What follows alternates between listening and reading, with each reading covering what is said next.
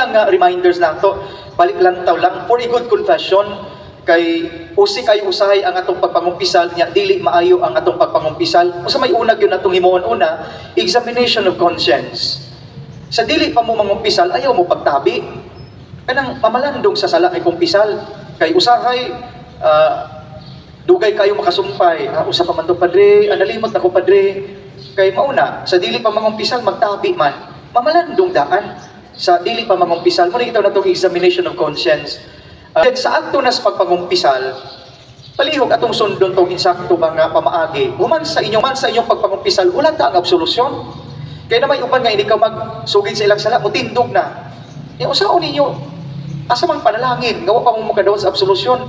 So hulata tong bendisyon, nga kudsan pa mo, kunya isulti tong unsay inyong himuon nga penitensya, palihog hulata na siya.